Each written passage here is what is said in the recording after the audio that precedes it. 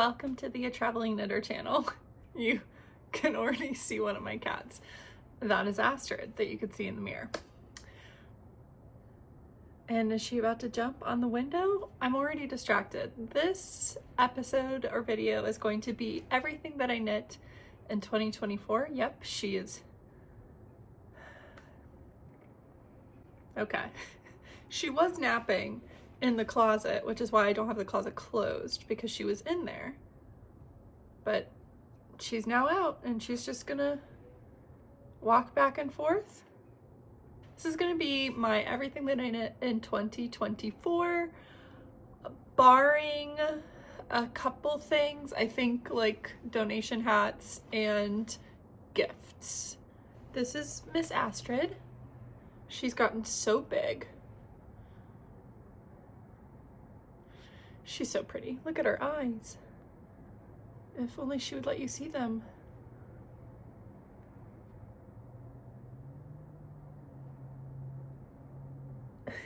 She just won't look up. Okay, girl. I have my stack of things right over here. Before we start, I am wearing a sweater that I made last year. I am wearing the Mullet Over pullover by Tiffany Lynn. I used it's two yarns held together, but they're the same yarn, same colorway, and then this is a different colorway. It is, I'm pretty sure this is like brioche ribbing, and then this is a single and just a fingering held together to create this. The colors that I used, Hue Loco. All of this is Hue Loco. It is the pistachio colorway, and then this one is honey. And I'm wearing it for outfit inspos. I'm wearing this with a Free People overalls, which are one of my favorite articles of clothing that I own. I wear it a lot and I travel with it a lot. And the cat just got on the couch again. Is it Miss Mia? It is. Oh, is she gonna just lay there? Okay, that's much better. You're just gonna lay right there? It's a good idea. It's a very good idea. She's so pretty. Okay, I don't think I'm gonna go in order of the makes that I made. I'm gonna go with accessories into sweaters, and I will show you everything that I've made. I'll talk about the pattern, the yarn, and I will also have b-roll of me putting together outfits for each of the things. I don't know, I feel like I don't need to do b-roll with socks, right? Like I pretty much just wear them with boots. So these socks that I that I made, I'm gonna start off with this pair of socks. These are a self-drafted sock pattern that I designed myself that I hope to write up and publish in 2025. There's going to be two modifications for it. There will be an Eye of Partridge heel, and then there will be an Afterthought heel. I liked the Eye of Partridge because it goes with the stitch pattern up here. But the problem is if your foot is smaller than like a US 8, and I have a US 7.5, then you can't really get this section to wrap around your instep of your foot, which is what I want it to do, whereas you can do that much better with an Afterthought heel or a German short row heel or a short row heel.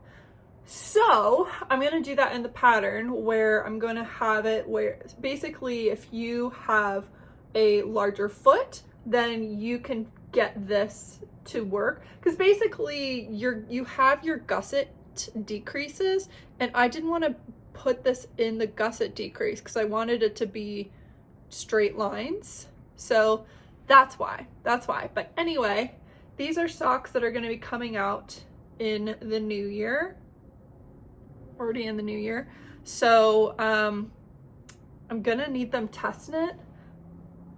So let me know if you would like to test knit. I still have to write the pattern up, but I have 2 more sets of sock yarn that I've kind of put away, matched up to make additional sets of these socks. So the yarn that I used was Peace Love yarn, I believe, and I bought it at, I don't even remember anymore. I bought it at a festival. I do know that. Peace Love and yarn, and the colorways were Study in Green and then Peppermint Bark as the mini, and they are 100% superwash merino, or at least the mini is. I'm guessing the main skein is as well, so there isn't any nylon in this, but I think that's okay.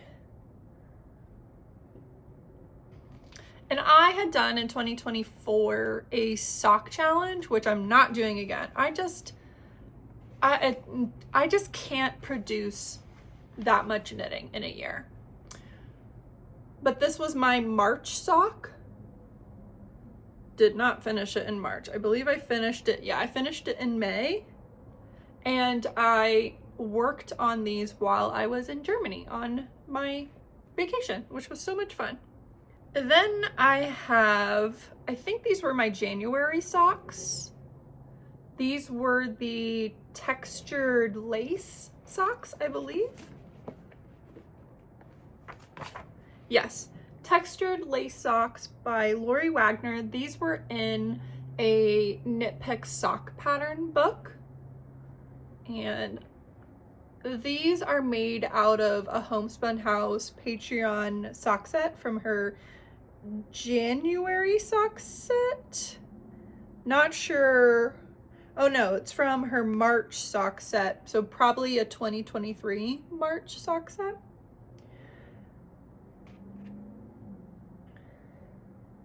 The main color is Tea Room, and the pink is Bubblegum, and then the yellow was from one of the mini skeins that she sent, and I think it might be Dandelion or Chamomile, something like that. I think it was like a yellow flower. So pretty, so pretty. I have worn these. They look a little bit more worn, right, than the other socks. These turned out really pretty, and I would knit this pattern again.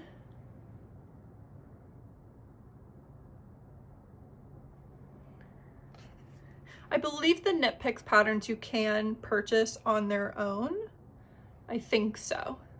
I think these were a carryover sock. These are using leftovers, and it's the Forest Trail socks by Barbara von Stieglitz.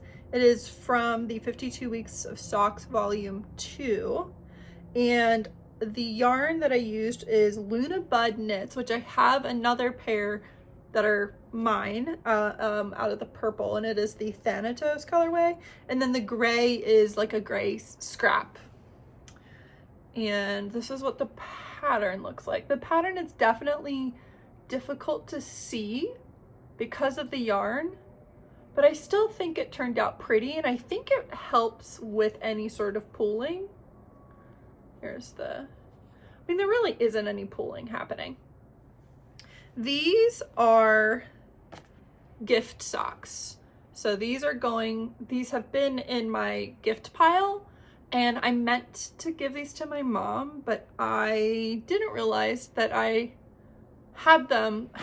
I had my gifts in lots of different places this year, and that threw me off. So these were in my closet, which is where I had kept gifts last year, or like 2023, but I didn't do that for 2024. And so unfortunately, I did not gift these. So these will probably be gifted either for Mother's Day or for my mom's birthday. And then the last pair of socks that I actually finished in 2024 are the Ananas socks by Bailey Jacobs. I love these. I would do these again. I think these turned out so pretty, and you know, you do this very interesting color work patterning up here. If you can see, you're actually purling in between. So then you're getting both the colors, and then it's pretty easy because you're just doing a, you know, like a very wide rib, which you are extending into the heel, which I thought was pretty interesting as well. Love the socks, love the colorway of the socks. These are using Ryan yarn, which I purchased in Atlanta, Georgia when I went and saw Itsy in Blackpink in 2023, I think. It is the Sweetest Peaches colorway, and then this is an Emma's Yarn mini, and that is in Fame and Fortune. Oh, October 2022 is when I went and saw Blackpink and Itsy. Purchased at the Craftivist. And these were my February challenge socks. So you can see I finished January, February, and March, and then basically all the others are on my needle. I have a lot of socks on my needles, which I don't love, but it's okay, it's fine. So those are the socks. The only other accessory that I'm gonna really talk about, I did a couple of donation hats, which I just kind of, typically I just knit stockinette or ribbing or find a pattern or something, so they're not that exciting and they're just using scraps. But I randomly decided to, I was like sorting through my yarn, and I kept looking at the shawl in a ball or shawlies or something. It's a Lion Brand yarn. It is the one that I have is discontinued, but they do still have some, and I wanted to use it. And so I cast on and created the Italian summer scarf, and it's by an Italian knitter. It is the shawl in a ball, and it's the color Moonstone. And I did run out, so I think what must have happened is that there wasn't 100 grams in the skein, and because I knit and then I weighed it until I had 50 grams left. Or no, there would have been more than 50. So there was more than 100 grams because I didn't weigh what I had. I just weighed what I had left over, which was 50 grams, assuming that I had 100 grams. And I ran out at the end. But I kind of like it. I think it looks cute. And then I added tassels at the end. And I think the tassels are so adorable.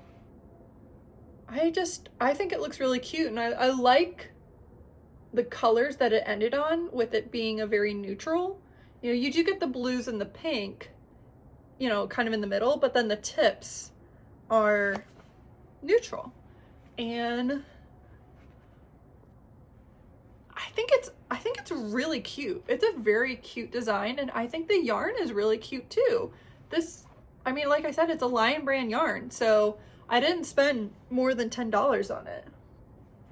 And this is also in my gift pile, even though I want to cast on another one and keep it for myself. I think it turned out so beautiful, and it is such it was an enjoyable knit. It was very mindless, and you still have those eyelets to kind of break it up, and you can see the work that you're doing. Like, you can see that you're progressing.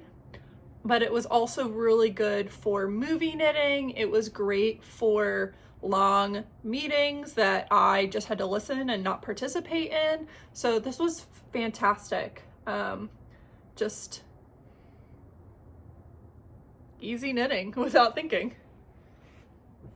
Okay, now we're getting into the garments. So, dun, dun, dun, dun, dun. Should I go with like most successful to least successful? This year, I love almost everything that I made. Like everything is like a love. Like I like this sweater, but I don't love it. What do I not love about it? The sleeves are too tight. Sleeves are too tight. And the sleeves are too short. I need maybe 2 more inches of sleeves.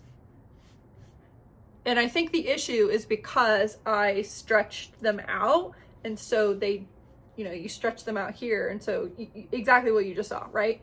If I stretch it lengthwise and then I want some circumference length, it's gonna lose the length.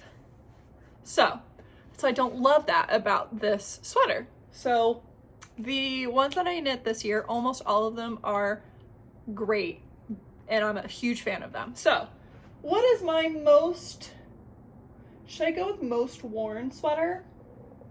Okay. My most worn sweater this year is got to be this guy. This is my azalea sweater. I have worn this numerous times. I've worn it on camera for work. I wore this at my parents' for Christmas, and I took this with me to Portland. I have been stopped and complimented on my sweater the most with this sweater, both by knitters and non-knitters alike.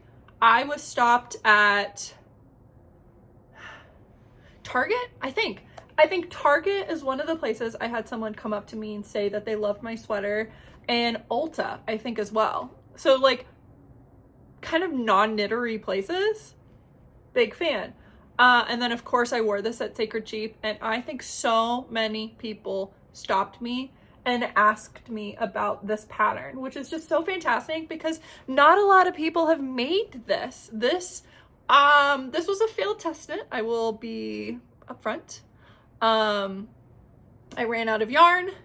Then when I bought more yarn, ordered the yarn. Yarn arrived when I had left for, I think this is 2 years ago, when I had gone to LA for a month to house sit. And so then I'm a month behind already. And then I start knitting and I realize I don't have enough yarn by like 3 skeins. So then I had to order more, and then they were completely different dye lots, and it just was, you know, one thing after the other. So anyway, it's still adorable. So this is Azalea by Giselle Licardi, or Knits by Giselle. And I knit the size M, I think. The needles that I used were US size 6, which are 4 millimeters, and US size 7, which are 4.5 millimeters. My gauge was 25, what was that?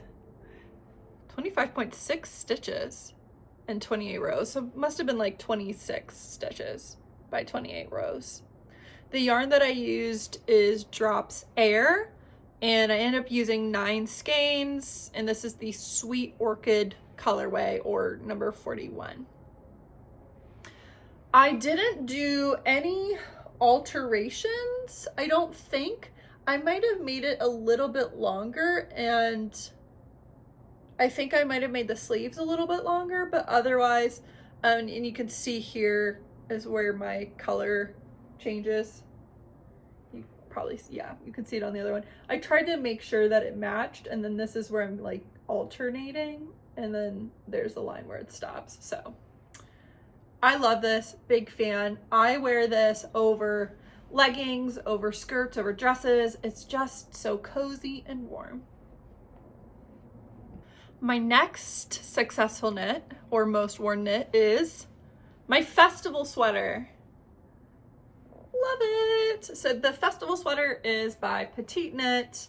I finished this in January. So this is another instance where I was like really trying to finish this in 2023. And then I just didn't, because I had run out of yarn. The yarn that I used is Double Sunday, and I'm using 2321 in the main color, and 3553 for the pinkish color, and 9882, which is that discontinued forest color. And oh, I love it. I love this color so much. I can't find it. I don't know why it's discontinued. It seems to be so popular, and I've been on a hunt to find a similar colorway in any other yarn, to be honest. So, I knit the size M. That is a 43-inch bust. My needles, I used a 3.5 millimeter for my main, and then a 2.75 for the ribbing. My gauge unblocked was 21 stitches by 26, and then post blocking was 20 by 24. I took this, I've worn this sweater to work. I took this on my trip to Germany. I wore it a couple times. I wore it with this overall. I'm such a big fan of it. I think it's gorgeous. I have a bit left over of the green, pink, and the main color, and my plan is to just make a hat or a headband or something. I think a hat with the same stitch pattern would be nice. Surprised Petite Knit hasn't done that yet and then charged you for it. That's my gripe. I'm just gonna go on a little tangent here. I don't have a lot of Petite Knit patterns because it annoys me that she comes out with the same thing over and over and over and charges you for all of them. Like, I get that there's some work in there, but you've already done a ton of that work. Like, I was looking at one of the, so she's got like a cardigan, a sweater, and then a zip up. They can't be that different. Like, they can't be that different that you're charging full price for all of them. It just annoys me. It annoys me. I am all for, like, charge me $15 for the pattern, right? Like, okay. But to charge me for the same thing, like, what if I just change my mind all of a sudden, or I don't want to? I don't know. I'll just buy one, and then if I wanted to turn it into a cardigan, I would turn it into a cardigan. It just annoys me. It annoys me.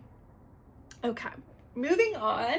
The next sweater that is also such a good success. This is my Salty Days top sweater pullover by Kuta Vakika or Veronica Lindback. It turned out so nice. So nice. I used 5 millimeter for the body and then 3 millimeter for the twisted ribbing on the end. I knit size small, which is a 44.75 inch bust. Did I do any other sizing adjustments? Oh yeah, I wanted to make it just a smidge longer, and rather than making it longer here, or making this like so much longer, right, because it's kind of a rib and then a rib, I added an additional cable repeat to just elongate this portion so that I just wouldn't have so much ribbing at the end. And I like that decision, and I would do it again. I love the length. It kind of tucks in nice and then kind of fold over. You'll see it in the B-roll that I'll probably be showing. It's a pretty hefty, heavy sweater, but it is also so warm. Even though it has those lace bits, it's still pretty warm. And I did the lace at the end.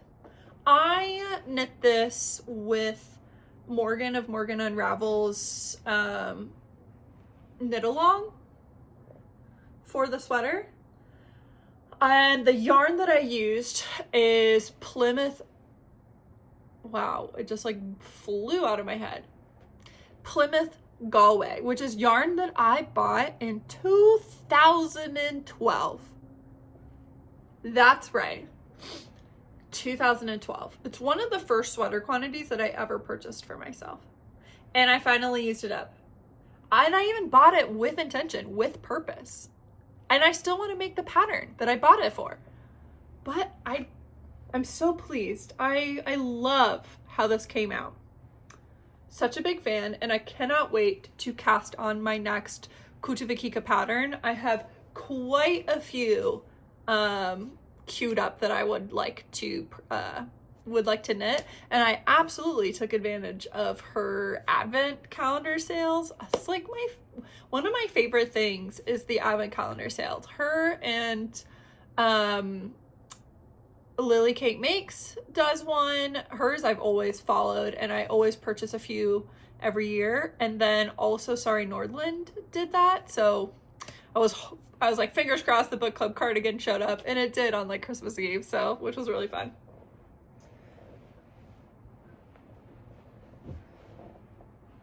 My next garment that turned out great but not amazing is my Sarah top. And speaking of Sorry Nordland, this is a pattern that she designed not under her name. I think she designs under like a yarn label or something with a different name, and this pattern is free. So this was knit using Sundasgarn Duo in, I don't quite remember the colorway. Let me see if I can pull it up. It is in Kit 1015 Sundasgarn Duo. The wooden buttons are from Joanne. They just had a wooden button set that I purchased. And the needles that I used are US 5 or 3.75 millimeter. I knit the size 3. Why is this not amazing instead of just great? The button band. I hate it's just rippling like that, and I really don't know how to fix it. I blocked it. I pinned all of this out. Maybe it needs smaller buttons. I really don't know, because like obviously it's not because it's too tight. Like I'm not wearing it. Like nothing's pulling it. So I think maybe I just needed the button band to be,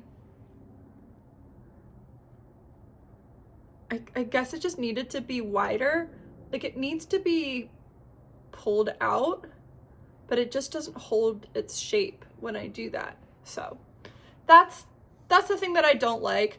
I think what I'm gonna do is sew it down. I think I'm gonna sew it down so that it's flat like that, because I don't think I'm gonna wear this open. So that is my game plan with the Sarah top. Okay, and the only fail for this year is a test knit that I did. It is the Wisteria pullover, and this is by Agatha McEwick.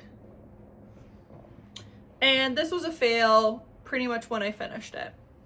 I was so excited for it, and then I blocked it, and it grew so much more than my swatch grew. So swatches don't always tell the truth. This is heavy. This is very heavy. This is a sweater with a peplum, and I think I needed to make the peplum more, even though I followed the instructions for how much to make the peplum. It has a really cute detail up here. The yarn that I knit is De Rerum Natura. It is the Albertine and the Berenice held together. One is Armoise or Armoisy, if I'm gonna say it like in English, say it in an English or American accent, and then Sage or Sage. Colorway 446327 for the Albertine, and then 77, oh wait, those are lots, never mind. I guess they don't have a colorway number. Anyway, the Albertine is 90% wool, 10% silk, and then the Berenice is the kid silk mohair and wool. So it's 55% kid mohair, 25% silk, and 20% wool. Okay, this is pretty heavy. My gauge pre-blocking was 21 by 30 stitches. Post-blocking was 17 by 27 on a 4mm. I knit the size 3, which has a 40-inch bust circumference. The needles that I used, the body, 3.5mm, the neckline, 3mm, the cuff, 2.5mm.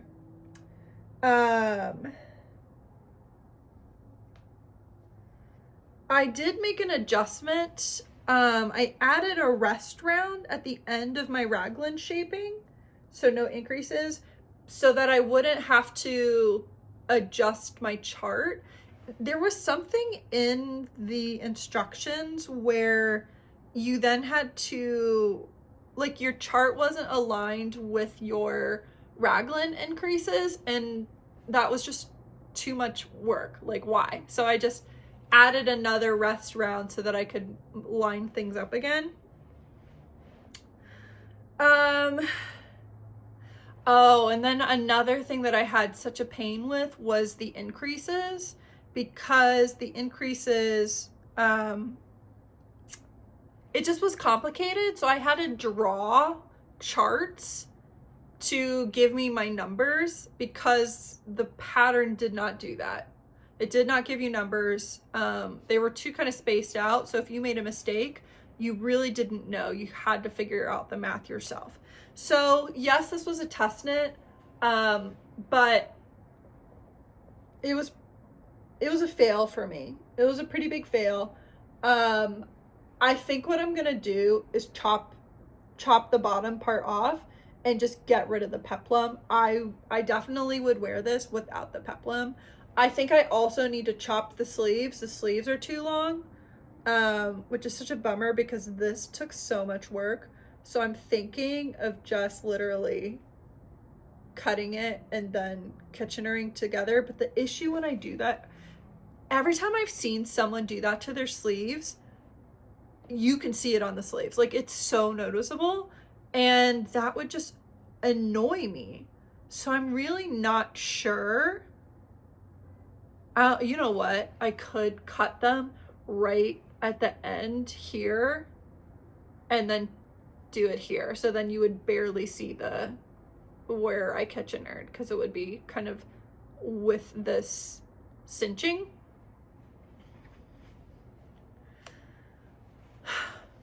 Would I knit this again? No. I don't love it. I don't love it. But I'm gonna make adjustments. I said I would make those adjustments and then I never did.